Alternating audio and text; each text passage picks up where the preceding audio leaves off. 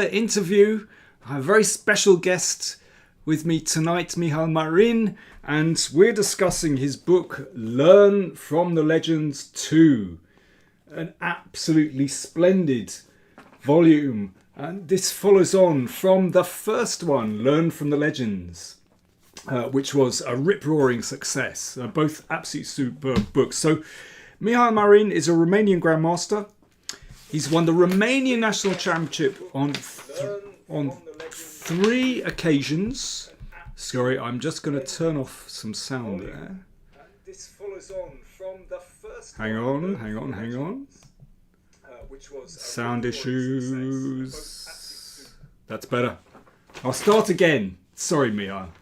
So Mihail is a Romanian Grandmaster. He's won the Romanian National Championship on three occasions and represented his country in no less than 12 Olympiads, winning an individual bronze in 1988. He's a renowned chess coach and writer.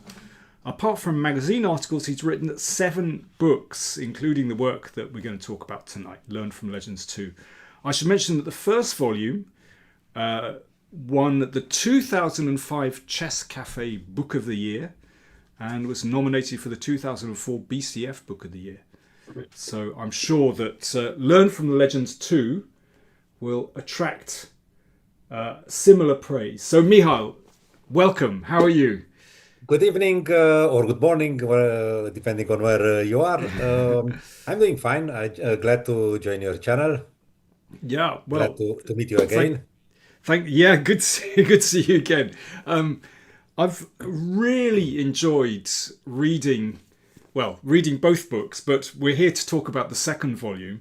Thank you. It's absolutely superb. I mean, maybe you could introduce our viewers to the book. Could you describe the structure? Tell us what's in the book. Well, for me, the legends never end because there are times where I was a professional chess player. Now I'm playing more like an amateur. I still playing. Um, every year I had every year or every 2 years I had a different idol. For instance, Tal or Stein or there is a long list of the legends. But I selected these 5, which were quite important. Okay, so And just to be clear, you've picked 5 players and you've analysed the particular aspect of their style. yes, the philosophy is, let's say, a little bit different than in the Legends one. In Legends one, there would be some narrow thing. For instance, Fischer, it was a bishop against knight, no, or Karpov opposite colored bishops. But now I presented the players through their style, the middle game style, what they used to do best. Okay, Okay. in my opinion, of course, everyone can have a different opinion. Okay, so I mean, I've been flicking through the book and I can see that, you've looked at some typical games. I mean, let's talk about the players.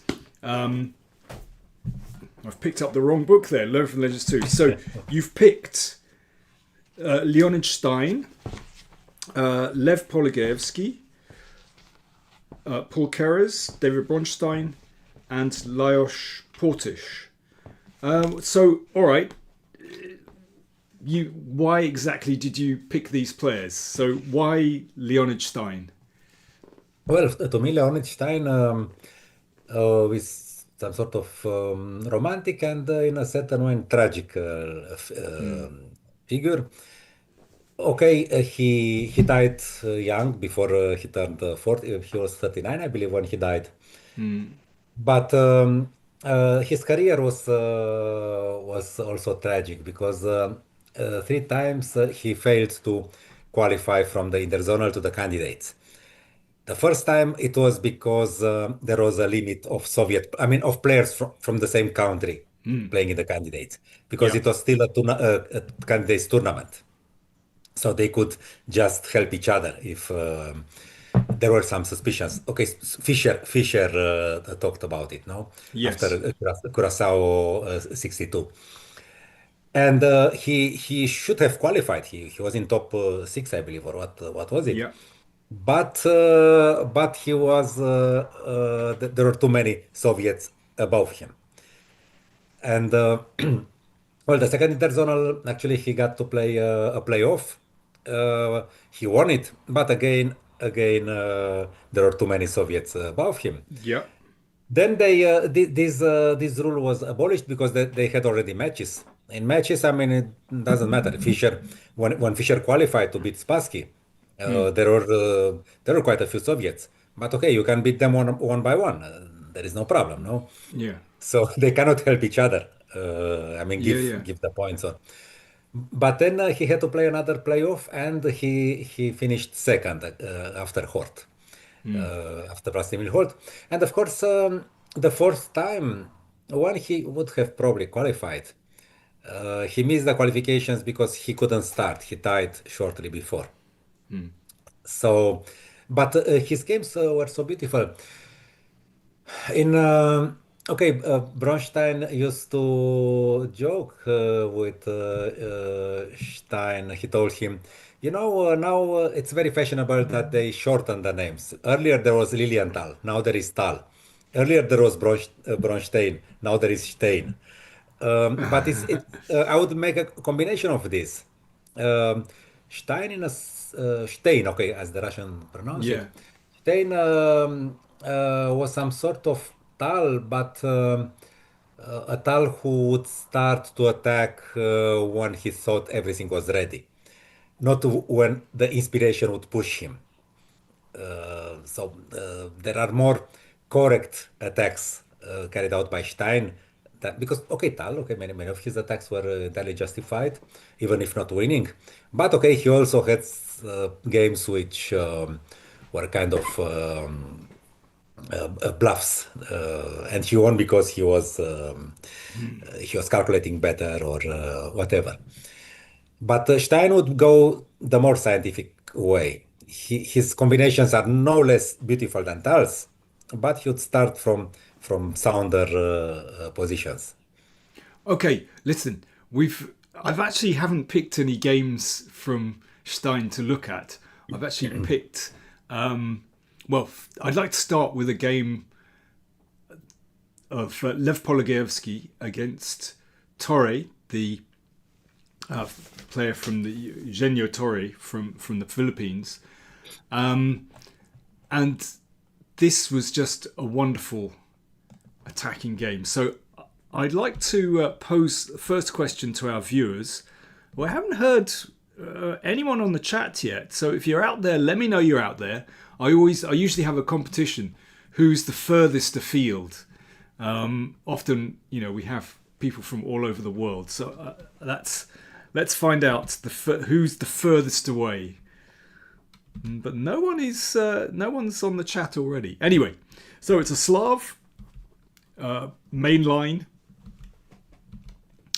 a very orthodox variation actually from both players.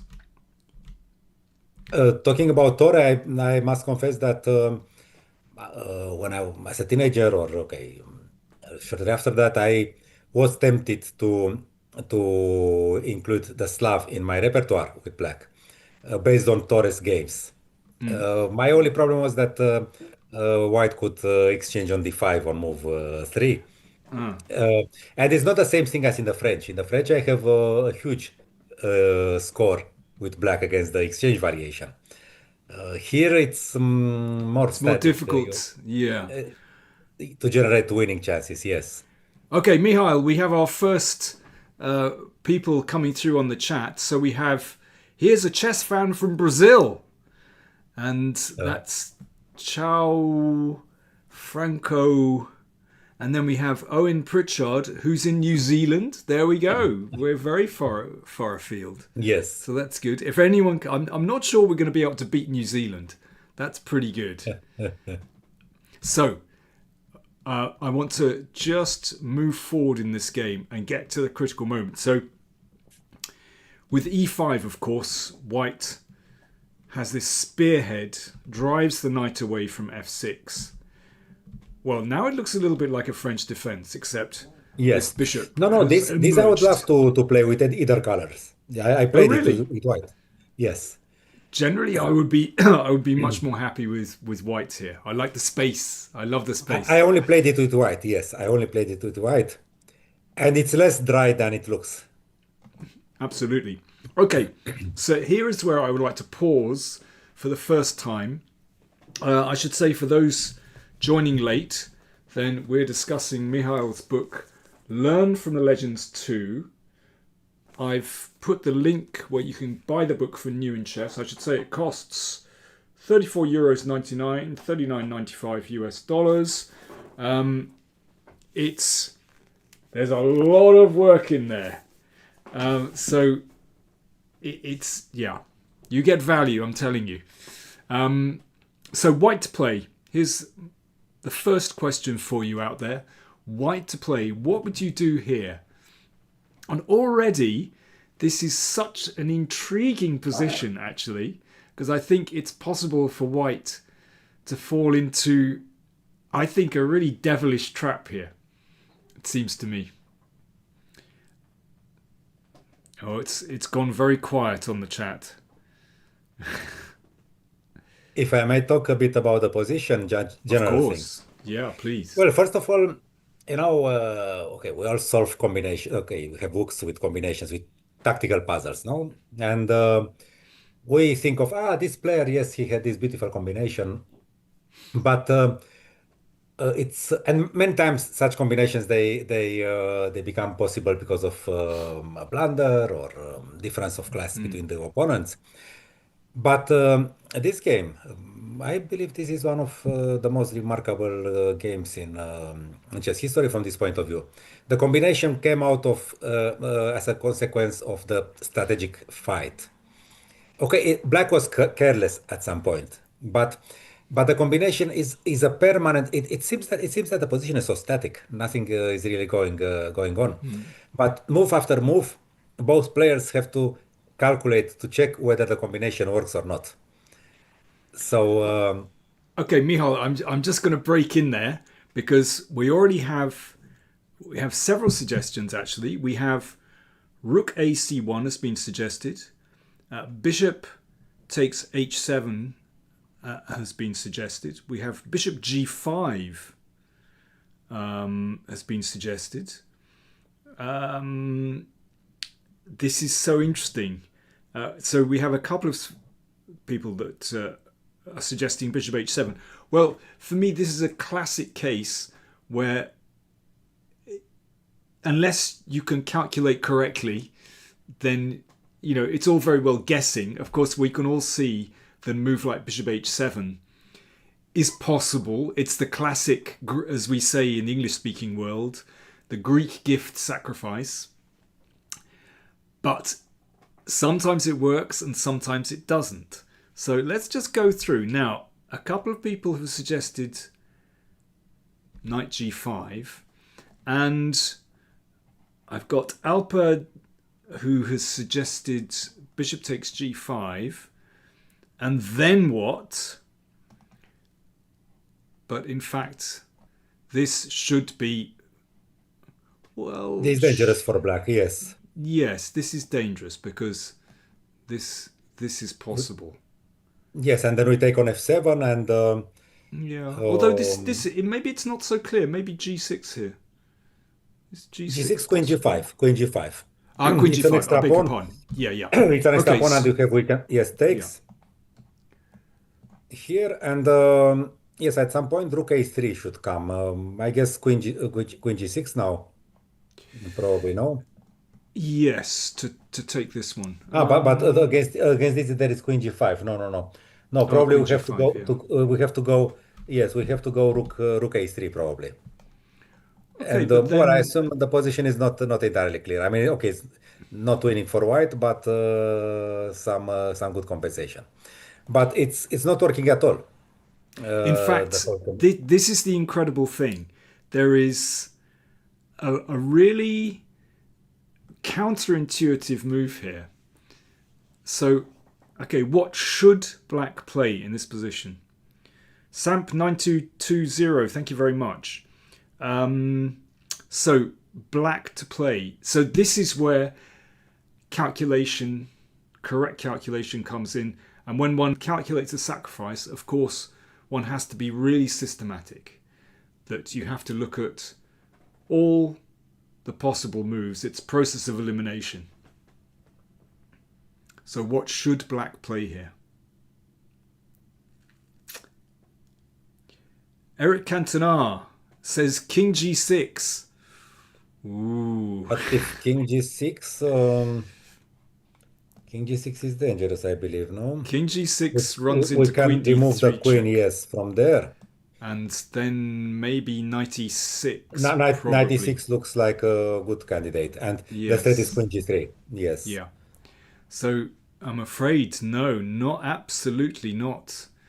I should mention, I mean, I love these Greek gift sacrifices. I have a whole library of examples of these. And of course, when the king comes to g6, there are usually three methods of attacking. One is to advance the h pawn to attack it. It's not happening here, of course. Another is to put the queen on g4. Again, not happening here. But the other is to check on this diagonal. And yeah, queen d3 is absolutely typical, and it's a killer. If we'll have the time, we'll see the h4 thing later. Indeed, yes. So, but there, and this move is really counterintuitive. But what should black play here? And why, crucially? I mean, we can reach this move by process of elimination. I think we've managed to confuse everybody already. Well, it's for sure not king h8 or king g8. I think we can be sure about that. Yeah. King g6 was not good. Bishop takes g5 doesn't really refute the combination. It's okay, but so we have only one move left, which is the impossible move. Yeah. I mean, this is The impossible unbelievable. move. But I think it's very interesting. Of course, our viewers online they don't have time to calculate in depth, but they're making guesses, and one would never guess that this move is correct when you line up the pieces like this. But king g6 is a winning move because after this, Yes, you run into this, but the white queen is also hanging. yeah. And now the check on d3 is not working because we can just take the knight. So this So white just loses material. and Yeah, I black think we is can already stop here. I mean, there is yeah, no attack. Bishop g5, yes, but there is no attack, yeah. basically. Okay, so let's go back. So basically, in this position, the highly tempting bishop h7 check isn't working, folks. So But as I mentioned, both players have to permanently consider it. White because he wouldn't like to miss a win, and black because, as it happened in the game, this could end the game by force. okay, so what did Polugaevsky play with white? By the way, how would you let's discuss Polugaevsky. How would you characterize him as a player in terms of his style? Well, of course, I was following him. He was not my biggest idol. I had Korchna and Portish from those times, 70s and 80s. But he was a candidate, I think, for three times. Well, I would call him the scientist, or maybe even better, the mathematician. Because for him, the perfect game like this one was to have some good opening understanding and eventually preparation. Here, preparation, let's say, is not so important because the variation is not forced. This is a positional battle. But he might have analyzed some ideas. And then for him, it was important to maintain move by move that tiny advantage or initiative. And then to crown it with a combination which is not would not be easy to see for any player for all the players of his level.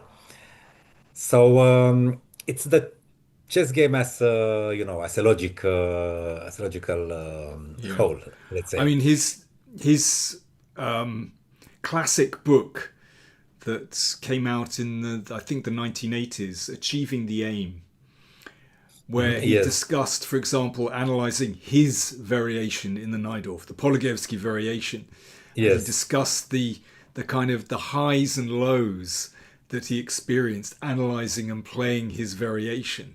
And that was fascinating. And you really understood how hard that these professionals, the Soviets, worked at their yes, game. yes. I mean, this was extraordinary.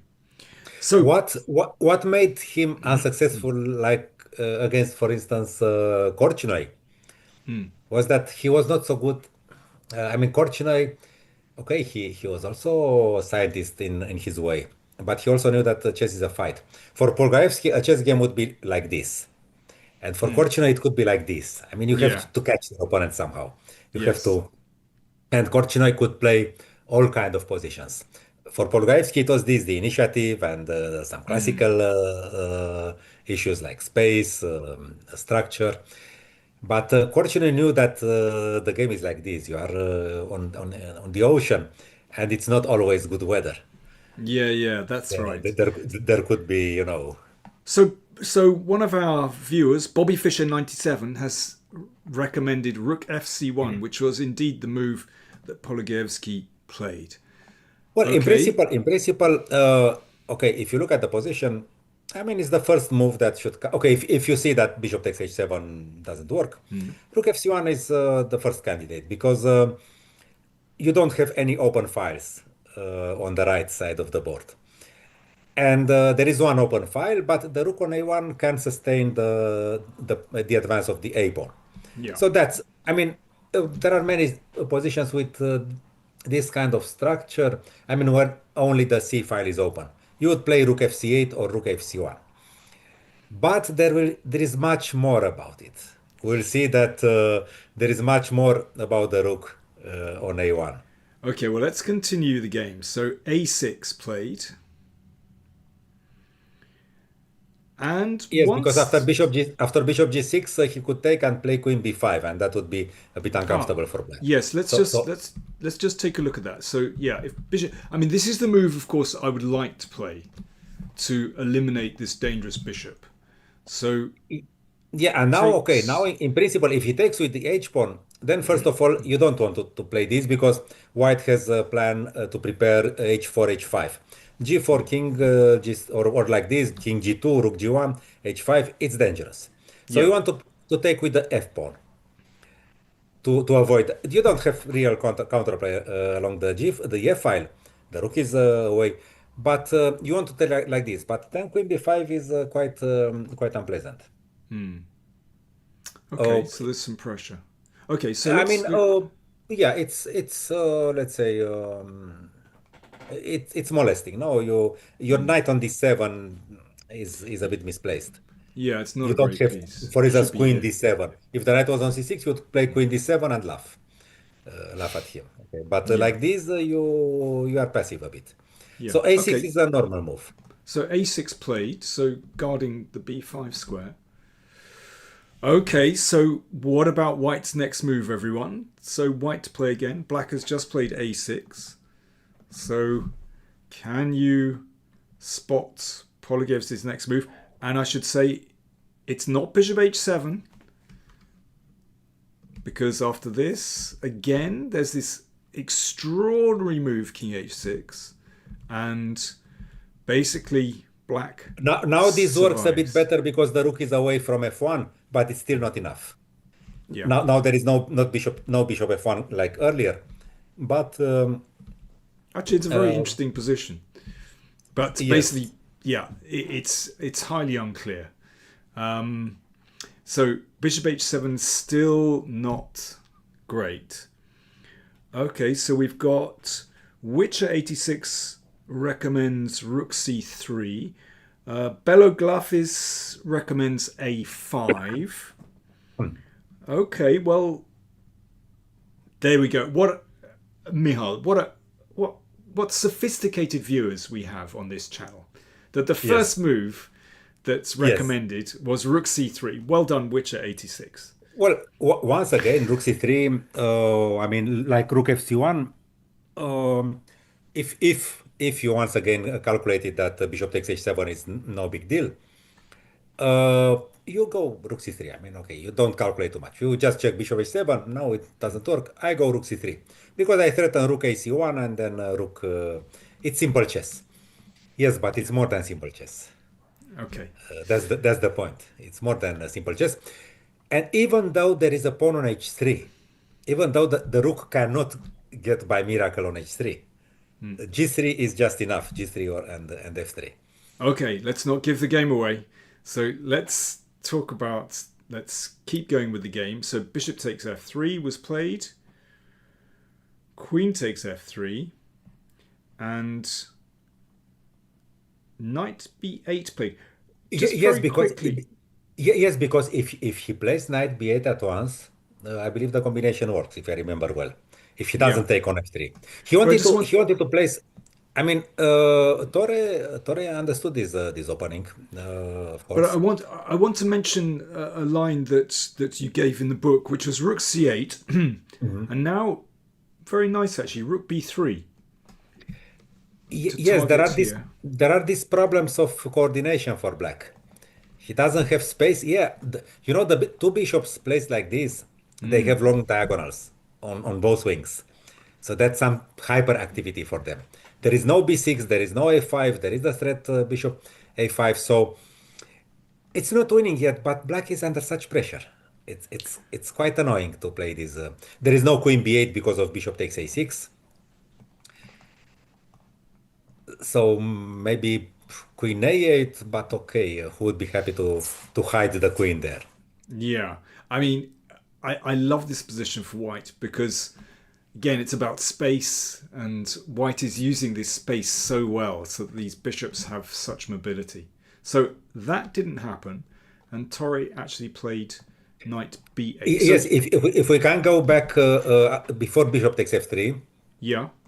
Okay, so Torre understood that he has to go knight b8 and knight c6, desirably. If the knight reaches c6, suddenly d4 is some sort of weakness, b4 is some sort of weakness, the c file is defended. He has no problems. His position is very nice. But if he plays knight b8 at once, I believe bishop takes h7 is already working. Oh, okay. It works here. That, Let's check. yes, this check, check. Yes, first of all, if he plays bishop takes g5, just to finish with, we take bishop h6, take, we take on f7, king h8, and then the rook goes to c7 because the knight is not on d7 anymore, and we win. We Okay. win material. Okay, Okay. So what and about king now here? if our beloved this, what was the trick then? Okay, he doesn't have development. Okay, I think that knight takes f7 now is much stronger. Knight Ah, takes because there's f7. rook g3. No, but also the rooks are not connected. Yes, yes, okay. Knight Ah, takes no, no. d8 first. Oh, okay. You want to? Rook g3, rook g3, rook g3 is even stronger. Yes, yes, I yes, yes. think this isn't this This winning, should be. Yeah, and this also looks. I think it's similar to the game. Maybe we yeah, don't want no. to spoil it. But also Okay, the end game because the rooks are not connected. When we play knight c7, we'll get an extra tempo, and then also rook g3. Okay, so okay. so Let's look at the game. Torre saw that. Torre saw that, and then he took on f3 and played knight b8. And now everything what Polugaevsky did so far, I mean, so far he played a positional game. Rook fc1 because the rooks. This is how you should place the rooks. Rook c3 because okay, there is the open file. There is this rook b3 which is molesting. No, okay, very nice positional game. But now everything he did was good for the other wing too. Because knight b8 is a counter developing move. I mean, it Okay, exposes black for just one move, and it's enough. let's ask our viewers. Okay, if you're out there, let me know you're out there. What's your move now with white? But this time I would like a variation, please. You have to justify your next move. So white to play. What did Polugaevsky play next? Let's It's see how nothing everyone special. gets on. It's a 14. It's nothing special. It's a 14 move variation. So It's very late for some and very early for others. In fact, yes, our friend in New Zealand, he must be, is it 13 hours? I think the time difference, maybe 9:30. I'm not sure. uh-huh. No, no, no. Yeah, 9:30 in the morning. Anyway, I get confused. It's a long way. Again, I'm not so sure that Polugaevsky calculated everything because you do it now or never, and you feel that you should have the draw in your pocket. But if the knight arrives on c6, then you don't have anything. So you have to. As Korchinoi once told me after we finished the game during the postmortem, you have to play this. If you don't win, bad luck. I mean, at a Yeah, certain level, you know that you have to do it. yeah. Well, one suggestion we have is Queen H5 and then Bishop takes G6. But any capture would be fine then, yes. Yeah, I think there's something better than that, folks. Or even FG. Yes. Yes, probably better, actually. Yeah, I agree. Yeah, Yes, FG. because if you play rook g3 and sacrifice, then I can go to h8. Yeah, exactly. Yeah, Something like that. yeah. And then Did you take and I play bishop? Yeah, I should Rook have G8, resources. maybe Maybe like rook, this. yeah, maybe rook g8. Yes, rook Yeah, h7, maybe. rook h6, rook g7. Yeah. Okay, I suffer for. Okay, you can take the third pawn on e6, but it's not winning. It's Okay. just Right, here we go. Samp 9220 suggests Bishop H7 and Queen H5 and Rook G3. Well yes. done. Yeah. It would have been nice to have the h3 square for the rook, but maybe it's not. Maybe it's not even better to play rook h3 because he has f6, so or True. f5. Yeah. Maybe there is nothing. No, rook g3 is the move anyway. Okay, so well done to Samp 9220. So the game ended like this. G6. Because Okay, if bishop now. f8, bishop h6, and or knight c6, bishop h. Yes, it's okay. Knight c6. Let's show the threat. If he plays knight c6, then bishop h6. He cannot go g6 because rook takes g6. Bishop of f8. You take with the rook and queen g4. The king has to escape there, but it's not really an escape. Very We win the nice. queen. Yes. Okay, and the game went like this. And there's a very satisfying conclusion. Okay, Yes. so let's just keep going. So white takes everything he possibly can. Yes. Yes. Now, good move, Queen H5. Okay, maybe it's not the only winning move, but it's typical because it prepares the next move, Bishop H6. Please notice how isolated the king is from the other black pieces. It's completely isolated. This is why they say that the king safety is one of the main, if not the most important, criteria of evaluating a position. You may have a very nice position, and then you have the king on f1, and something happens on the h file, and you are helpless. Tal understood these things very well. We don't seem to have so many attacking pieces. Well, it's The interesting. perpetual. We've got this far, but there's no one leaping in on the chat to suggest white's next move. So what does white do next? Why did he check on h5 and not on Yes, h6? that's a Okay, he very took the pawn. We understood that. He took the pawn with check. Okay, of course, that's nice. But why did he give the last check on h5? Alpa wants to play Rook A3. Lou Lasher wants to play Rook A3, but there is a problem. Bobby It's Fischer, premature. It's premature. I can take it. they anticipated it, and but it's premature. Yeah. Now, Oglu wants to play bishop h6. Neil Irving wants to play bishop h6. Aksu96 wants to play bishop h6. Witcher wants to play bishop h6. Milan Braca wants to play bishop h6. We've got lots of votes for Everybody bishop h6. loves to play bishop h6, like Polugaevsky. Everybody loves it. Actually, we see that there is a, okay, he needed a square for the bishop, but we also see a nice coordination, a nice cooperation of the bishop and the queen. Because they control those two diagonals, there is no exit for the king. No chance it reaches d7, let's say. And the threat is queen g6 or queen g4. So black has to play this. Now. Interesting.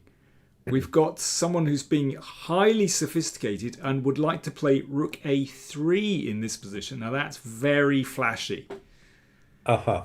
Very flashy indeed. But what about rook e7 now? Oh, is that a defense? Well, That if I could don't be a get mated, defense. it's a defense, yes. That could be a defense. I'm afraid we're rejecting rook a3. A bit too flash. Yes, you have to spoil black's coordination to the most extent possible Yeah, extent. very interesting. So instead of that, You would not like to take now on f8 because of king f8. I don't know, maybe it's still winning, but you don't calculate that. You don't calculate. You I have think to. it's really interesting that white, you still need to be absolutely precise here. Okay, so we're leading everyone by the nose. We can get there. Come on, guys. White to play. No, What's maybe next? queen takes maybe if he takes on f8 after king f8, maybe it's a draw. Maybe it's a draw because the king can. Okay, black still has attack. White he still has attack, but the king can escape. So we have to prevent them from doing that. He's too close to the f8 square. Okay, Milan says, and Piotrek as well, say queen g6. Actually, it's nice. There are some checks. Then there was this intermezzo, bishop h6, and now again we force the king there. We Okay, take on so f8. Now rook f8, the only move. Another check, because otherwise, if we do something stupid, like for instance rook a3, then we get queen e7, and we and don't have rook h3. That's the point. yes, the We, queen. we don't have rook h3. And if rook g3, there is no threat now. No, I mean there is a threat, but we can parry with knight c6 even Yeah. Okay, because if so check, then the instead, rook. queen So queen h6, h6. yes, very very accurate. And now rook a3, and now there is nothing. Finally, I mean, okay, even a4. Somebody had suggested a5, which is a sound move. I mean, it makes part of the strategic universe of this position. But a4 was proved useful for other things. When he played a4, he wanted to retrieve the pawn on c4. Then, when he went for this structure, it seemed that he may play rook fc1, a5, whatever. But when the combination started, everything he had done, rook fc1, rook c1, leaving the a4 also, leaving the rook on a1, everything was useful. It's so purely Yeah. logical. It's So I should say that Torre resigned in this position. If the king starts to run away, then this check is fatal because here we have queen g7 and then rook takes rook. So that's the end of the game. By the way, this was played in London in 1984, oh, and I was present at this game. one week after my birthday. Ah, really? Ah, yeah, I was there at the tournament, just Uh-huh. as a spectator. I saw it in the Soviet magazines. Okay, yeah, it was a really nice tournament actually. Um, somebody was saying, isn't Rook A3? I think someone was asking about this variation and saying Queen Mhm. H6. Ah, Still winning, still winning. Yeah, yes, because here, yeah, you it's still can't. winning. This You is can do that. Yes. yeah. Okay, so yeah, it's Okay, not. okay, okay, okay, okay. Okay, So this it's is still winning. still. No, but okay, knight. Okay, you can play knight c6. Let's say no, no. You can play It, queen h6. N- Um, just a moment. Yeah, you can just go king g8. You lose the queen. Of course, it should be losing. Yes, but no, it's more clear cut. no, you don't. It's There's more. a. Yeah. Okay. Okay. Of course, it's winning. This one. Okay, so yes, well said, Piotrex 1092. This is also winning. Yeah. So there we go. But it's more clear cut like this. I mean, just play queen g6 and yeah. But of course, okay, okay. It's Yeah, someone is saying that after this, in fact, this move is possible. this But yeah, and if yes, rook g3, then queen Queen h7. H7. Yes, This is the correct. This is the correct way to defend. Okay, okay. Yes, yes. yeah. Okay, so Mhm. really, Polugaevsky was hyper accurate with this. Yes, queen h6. Yes, takes away that possibility. Yeah. Okay, Mhm. we've spent a lot of time on that game, but I just want to just break and say we're discussing this book, Learn from the Legends 2, by my guest, Mihail Marin. I can tell you, folks, it is an absolute superb book. I think Thank you. the examples are selected, they're really beautiful. There's an incredible depth of ideas. Yeah, and highly instructive as well. Let me move on to another game. And so this is another Polugaevsky game, which is maybe more well known, perhaps. Also Yes. Now, highly yes. complex. So I'm just going to flick through these first Yeah, moves. yes. And now, just one moment. One moment. This knight Yep. a5. Actually, yes, this knight a5 was recommended by Tal because there was a game um, Petrosian during the World Championship match, maybe Petrosian Spassky, I believe, yes, where he played Rook C8. Spassky played Rook C8. That was the match from 66, I believe. Spassky Mm, played Rook C8 now. Uh, and after D5, can you put the moves? mm, So yeah. Rook C8. And after D5, he took on D5. He took on D5, bishop takes D5, and white had some domination. Eventually, his E4 pawn got to D7.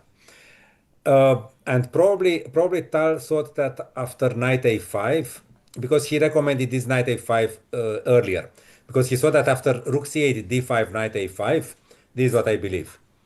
He, I mean, after rook C8, no, rook Oh, C8. sorry, here. Yes, yes, Yeah. yes. He probably saw that after knight A5, there was d takes e6, some things like that, which don't promise an advantage. He, so he recommended knight a5 and then rook c8 in his comments for the Soviet magazine 64, and he went to this position where he thought that he had avoided this problem, and then Geller tells a story. He Mm. visited Polugaevsky in his room before the game, and he saw something like this position. He came later and he saw the same. He saw the game that was going to be played, but 10 moves later. And he said, maybe if I had come another time, I would have seen the final position of the game, because Porogaevsky analyzed it all. He, for obvious reasons, he didn't have a computer in Mm. 1969, but he worked out this whole thing in a variation which was just in the beginning. I mean, there was no heavy theory on it. Okay, Michal, I'm going to stop you Yeah. there because I want to ask our viewers, can you suggest the next two moves for white? A little continuation. How did Polugaevsky set up his attack in this position? So white to move. White to move.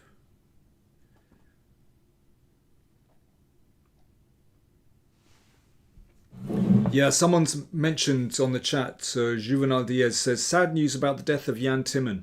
Yeah, very sad. Um, did you know Jan at all? I played with him once. Oh, nice. Yes, no, actually, Timan was of one of my models. He didn't. He became a candidate much later. Hmm. I mean, when I was already almost grown up. Okay, Hmm.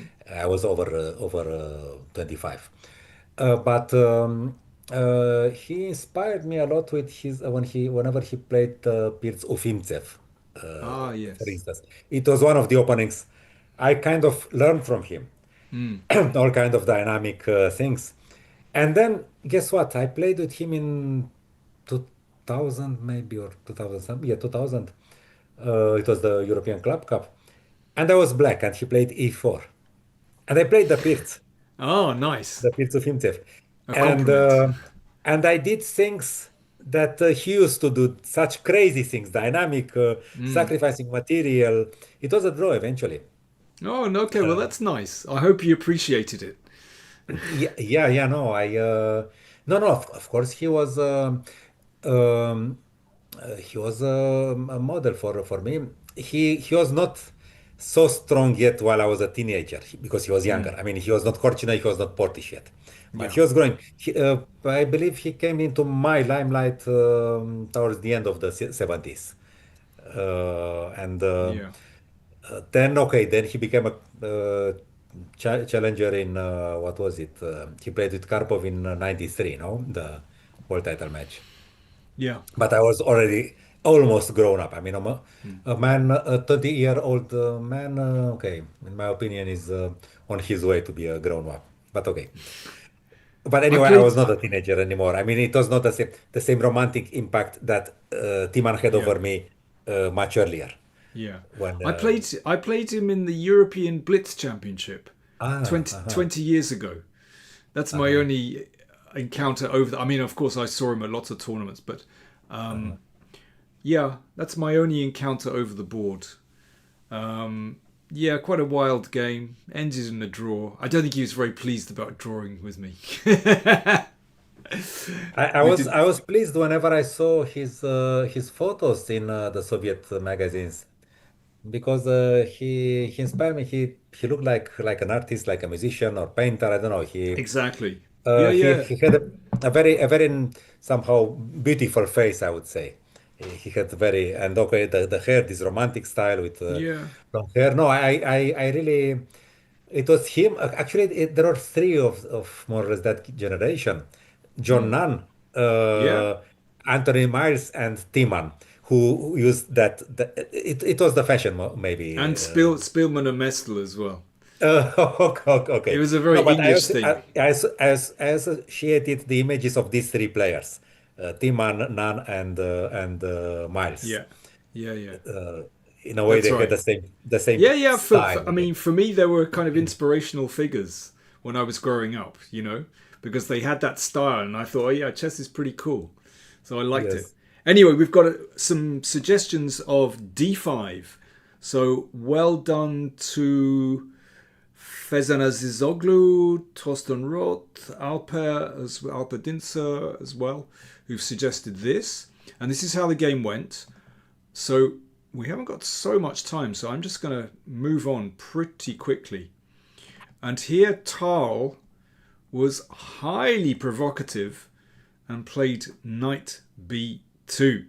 And Polugaevsky had analyzed it. Yeah, White's positional compensation is obvious, but I mean compensation and also an advantage if the knight reaches d4 and okay, all these threats.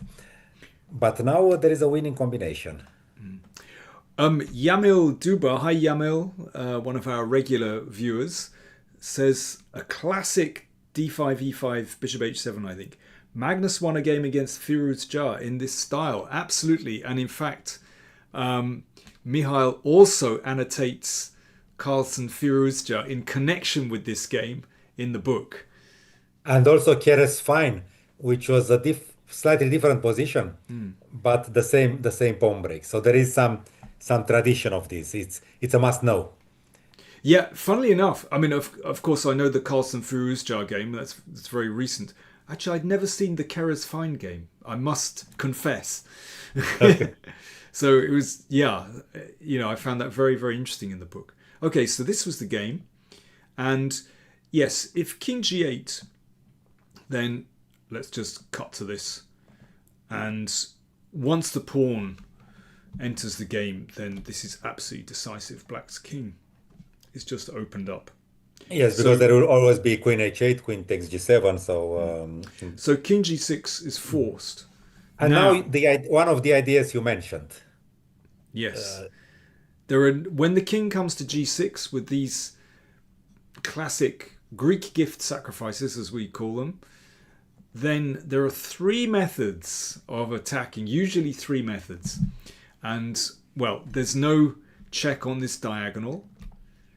Queen G4 is ludicrous because the knight is en prise. So there's only one possible move for white in this position, which is fantastically strong. You have just sacrificed a piece. You are a whole piece down. Pawns are equal, and you play a move without a check, a quiet move. And it's not only to defend the knight, but you actually threaten H5. Yes, let's just show this. So I'm going to make a random, well, not so random, but anyway, I'll take this. And the threat is H5. H5. You take. Otherwise, you lose the queen. G4. Yeah. Sorry, yeah, G4. King G6. And now Queen F5, for instance. King H6. Queen takes F7. Knight takes no, knight takes F7. Even this is. I Oh saw yeah. Knight F7 and Queen All right. H5. But okay, Okay. yes. Yeah, it's quick. I don't remember what I gave in the book, but it's Yeah, just what yeah, I it's calculated quicker. down. But also, But yours should also be a mate, yes. yes, this Yes. I was looking at this Yes. This and should and also be a here. mate, Yeah, yes. yeah. Knight F7 is quicker. Oh, Yeah, okay. Just what I saw. No, sorry. yeah. No, it's good. It's good. It's quicker. So this is now we can see the threat very clearly. I mean, this is wonderful stuff. So, in the game, Rook C4 was played. Mihail, because time is running short, I want to just go through Yes. and show this one. So, I mean, really, Black just doesn't have a defense here, but And he was still following Polugaevsky's analysis. Don't forget that. We are on move 25. No computers. now Rook D2, there's a very subtle move because White is still a piece down. But there's going to be a nasty threat. So here, I mean, basically, Tile did his best, but he's losing. Okay. Yeah, because So now there remains some attack. yeah. There is some attack. You cannot prevent the rook from entering, from joining the attack. Yeah, so this is really nice. The rook manages to come in. If rook c7, then rook here, and well, that you'd have to win a rook and pawn endgame, but with three Yes. connected passed pawns, it shouldn't be too much of a struggle. So And the black game has went- only one passed pawn. yeah. So this is how the game ended. And check. And rook a7. Here, Tal resigned. Yeah, so Because the main threat is not knight e7, but if the rook moves away to avoid that, then h6, h7 mate. I mean, knight e7 is just okay, the obvious threat, but if the rook moves away from the pin, then there is no defense against h6. Yes. yeah. Okay, I mean, this is just a fantastic game.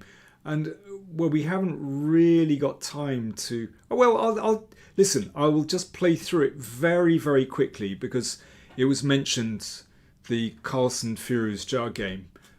So just bear with me while I just find that one. That was the Keres one, but yeah, I'm just going to go through to get to the relevant position. I think we can see that the pieces have a similar configuration, and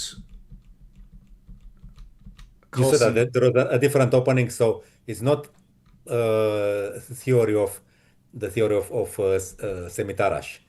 It's middle game theory. This, So I but mean, I find this very interesting that here the knight is in a much better position, blocking out this bishop.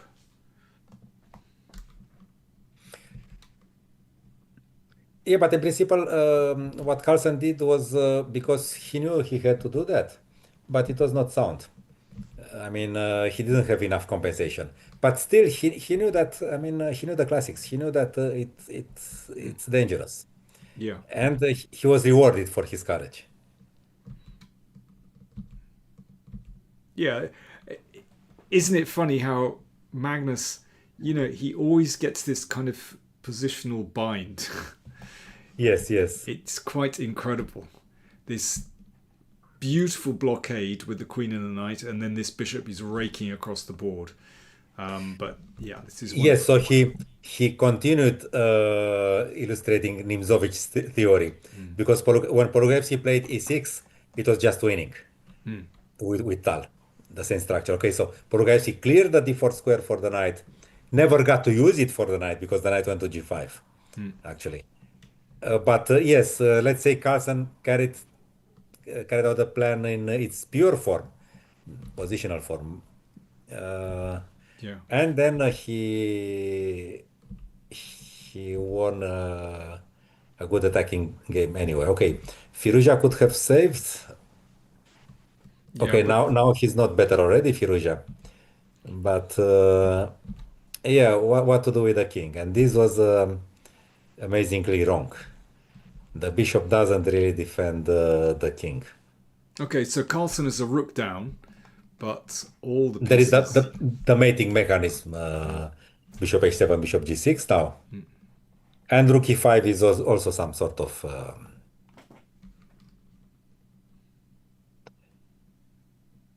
Okay, well let's just leave it for our viewers. Okay, so how should White finish off this game here?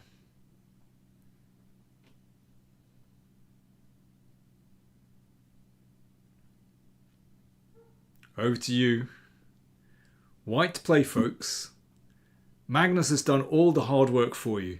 You just need to put the icing on the cake. Okay, Firuja also had his contribution. Don't forget him. Yeah. But yeah, this is somehow, the typical Magnus style that it's the first the positional bind and then bam, the big punch. No, of course, his classical culture is good. But okay, let's say this d5 and e5 is some sort of must know for any grandmaster. Okay, I mean, Carlsen, I'm not surprised that Carlsen played d5 and d5 just like this without having anything clear, because that's very basic. But okay, he has much deeper knowledge of the classics. But Okay, of we've course, got. this Sorry, Mihail, I was just going to say that Bishop h7 has been suggested, but without giving a variation. Is this winning as well? Here, well, it's check. always winning because we can repeat moves and then Well, that's true, but I'm just wondering if there's something here. no, but you just put the bishop in the way of your queen. If you go queen h8, bishop g8, queen h6. After queen g7, you don't have queen d6. Yes, this is a problem. So there's No, you something can always better. repeat. You can always repeat from an advanced stage. You can always return here. Bobby Hall suggests rook e5. Now that is a pretty good move because, as you mentioned, the mechanism works now. Yes. because that's checkmate. And yeah, that's nice. And after rook So e5, that could be decisive. yes, but I have That's queen c1 check. There is a problem. I have queen c1 check. It's swinging the ah. queens. I'm sorry, Bobby Hall. Yeah, that's unfortunately you haven't got time for rook g5 check. It's already check here. Yeah, that's unfortunate. Otherwise, it looks like a nice move.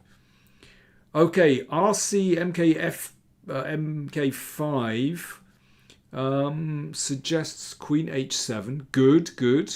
And Yes. now keep going, guys.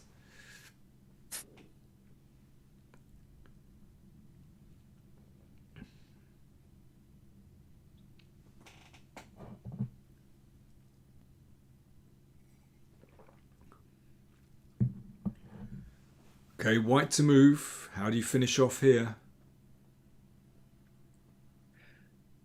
It has something in common with Polugaevsky's first game with Torre, because the queen there was also dancing a lot. By the way, while the are thinking, I would compare Polugaevsky Torre with Roseri del Turco against Rubinstein. The famous combination, it was a semi-Tarrasch, symmetrical, where he started sacrificing and Hmm. he basically sacrificed all the pieces. I don't, the D and C file open, the D and the C file open, yes, in the Yeah. center. So, I mean, everything was working. All the pieces were used. Okay, Milan Braca suggests and Carl Franco suggests Queen H8 and Queen H6. Yes, with the idea that if Queen G7, then that is decisive because that's checkmate. Well done. And okay, just 1 second. Let's go back to this And position. there is King F7 still. Yes. I assume Bishop G6 is the winning move now, no? Okay, I think we can chase the king up the board. And now the bishop should retire along the other diagonal, so to force the king to advance somewhere, yes. Yeah, And now this. G4, for instance. Now G4 is the mate. Ah, that's very nice. Yeah, excellent. G4. That's a nice checkmate. I think we should leave it there, as that's such a Yes, beautiful yes. position. That's excellent. Well done, everyone. You got. We got there. Okay, actually here for a study composer, there will be some unnecessary pieces, like for instance the pawn on H3 and the bishop on E8, because there are some squares which are controlled by two white pieces. And just study composition, this is a is it's in an imperfection. Yes. But the bishop was needed to force the king to advance. So what to Uh, do? Milan is suggesting also this one, and well, presumably he wants bishop g4. Okay, That's yes, that's very nice. I think I prefer that to g4 to be honest, yeah. from an But aesthetic point of view. from a composer's point of view, maybe this is more economic. It's only the pawn on H3 which Yeah. is too much. Anyway, still very. I think we would be very pleased to reach this position. So yeah, fantastic. I'm going to. We have to close fairly soon, but I'm going to leave our viewers with just one more. Just 1 second while I find this position. Ah, Yes. yes. So this is Bronstein against Korchnoi. And so Bronstein has just brought the rook up, and Korchnoi, move 37, presumably in heavy time pressure, took on f3. Now, what did Bronstein play next? Of course, he'd seen what was coming here. While our viewers are thinking about this, white play, what did Bronstein play next? Mihail, you mentioned to me before that you've just started a YouTube channel. So Yes. tell us about this. What kind of things are you wanting to show on your YouTube channel? Well, I got inspired when I won a dragon against a high-rated player a few weeks ago. Okay. And actually, I got into his preparation. He played some weird Queen D3, which apparently was played by Firouzja and Nepomniachtchi Yeah. recently. and I couldn't understand it. And even my opponent said after the game, "Of course, it's a stupid move." And actually, I won that kind of dragon. In the final position, he threatens me two different mates in one, but I Okay, made him. But I made him. good. And well, it's that was my first video showing that game. You were so I want pleased with this game. to just express my feelings, I mean, okay, of course, I'm writing a lot of books and articles and so on, Mm, but sometimes you just have a game. You cannot make much out of it. I mean, for mm. a book, it's just one game, but you want to show it. And then on YouTube, you can do it. I mean, okay, I try to do it in my style, explaining everything and whatever, but I Okay, can so present. this is basically on your channel. You just want to share your own nice games, maybe other people's nice games. No, Just no. Okay, this was the start. My game. I will not show okay. games so frequently. No, now, for instance, one of my next videos would be about Fischer's treating the Najdorf. Oh, And he had a blitz game, and he played with black. I mean, he faced with black a variation that didn't exist then, the English attack in the Najdorf. And for 14 moves, he went along what is now the latest trend in that. really? Yeah, Who's it it was a blitz. against? Who Brown. against Walter Brown? Yes, And where was it played? it was a blitz in Manhattan, I believe. It was 60. It was just a moment. I have it here. I Yeah, can. that's interesting. I can't recall this game. Bayern. No, it's Bayern. It's Oh, it's Robert Bayern. Okay, Robert Byrne. Yeah. Bayern. Yes, it was 71 actually. Okay. I mean, can you imagine that more than half a century ago, a player, Fischer, when facing a non-existent variation, there was only one previous game with it. Only one. In a blitz game, he faced it, and he went along the main course of theory nowadays, the latest trend. Okay, after that he made a very bad move after the opening. He got into trouble. But then he had compensation for the exchange, but not enough. And then it was only one move was enough for White to turn the position unclear. And even though it was a blitz, Fischer's play until the end of the game, more than 20 moves, was almost perfect. He won the game. It was almost perfect, meaning that the first time he was given the chance to win in one move, he didn't. He did it Okay. one move later. Yes. Yeah. So imagine this game is remarkable for these two aspects: his accuracy in the last 20-25 moves, and the way he reacted to a system which he didn't exist. You understand? Yeah. The We've English. got some. I mean, that does sound remarkable. I have to look it up. We've got some suggestions here, and a couple of people who suggested rook e8 and then queen e8. But um, But there is Queen F7 if yeah, queen anything, no? f7. Yeah, exactly. And then a Or maybe it's not check. enough, but it's yes. But King G5 because if Queen is 3, there is a Queen F4 counter check. Yes. Yeah, yeah. So I'm afraid you'll have to do better than that, everyone. We'll give you the first move. That's rook h8. And now, exactly what did White do next? What did Bronstein do next? I really like these positions where the major pieces, the rook and the queen, drive the king forward from a castle position. There are so many examples of this. It's so typical, and it all becomes very tactical. And in fact, this is quite a typical finish. And Ferzan Azizoglu suggests the right move. Well done to you.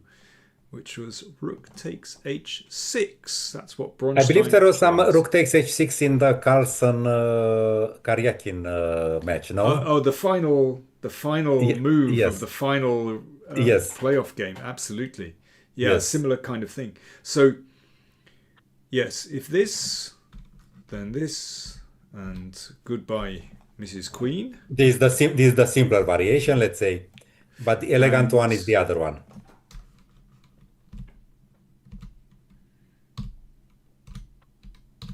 because apparently it's over, and it's true, but it's over in the it's a other way really around. really nice finish.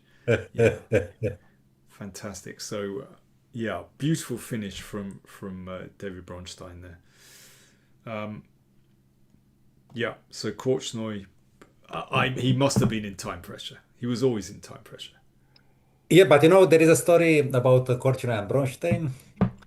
Uh, Korchnoi was okay. He had his, I mean, he would not like if you don't respect him or whatever, Mm. no? But about Bronstein, he wrote that, okay, Bronstein used to beat him a lot in the first part of Korchnoi's career. And he would even show to him while they were playing that, I mean, every gesture, every mimic showed that, okay, I mean, okay, you are just a kid. I mean, there is a difference between us. And even so, Korchnoi respected him a lot. Somehow, Bronstein did everything to humiliate him. I mean, by beating him and his behavior. And Okay. Korchnoi respected him a lot. And then Bronstein was one of those who didn't sign the paper condemning Mm. Korchnoi after he defected to the West. Mm. So Korchnoi appreciated that. Yeah, Bronstein was his own man. Yeah. Yes, Um. but the guy was beating him and beating, and still Korchnoi respected him. That's something. Yeah, that is something. Yeah, one could never tell with Korchnoi. He was. Yes. Yeah, he was an extraordinary man. I mean, I played against him a few times, and I talked with him a little bit, and he was an amazing guy. He's an amazing guy. Anyway, Yeah. listen, Mihail, we should wrap things up. We're already over time, but I just want to again mention your book that we've been discussing, Learn from the Legends 2, which is a companion volume to the first Learn from the Legends, both fantastic books. Thank I you. warmly recommend them. I've had a lot of fun, a great deal of pleasure going through this over the past couple of weeks. For me, this is kind of a hymn to the profundity of classical chess. It really is wonderful to see the depth of ideas contained in chess. So yeah, congratulations. I think it's a fantastic book. Thank you. I really enjoyed it. So I really hope it's successful. And I warmly recommend it to everyone. And you can find it. I've put the link to the book, which you can get from New in Chess, from Quality Chess, the publisher. You can find it all over the place. So yeah, once again, Mihail, thank you very much for joining us. One final question. Who's going to win the candidates? Ooh, I have no idea. Okay, that'll do. We'll leave it there. Listen, thanks everyone. Whenever 2 or 3 years I mean, 2 or 3 editions in a row, I gave my favorite for my articles for Schach, the German magazine, Yeah. and every time that guy did very poorly. Okay, so now you don't. You just stay quiet. It's not fair that I indicate a favorite. It's not fair. Okay. I All mean. right. Thanks everyone.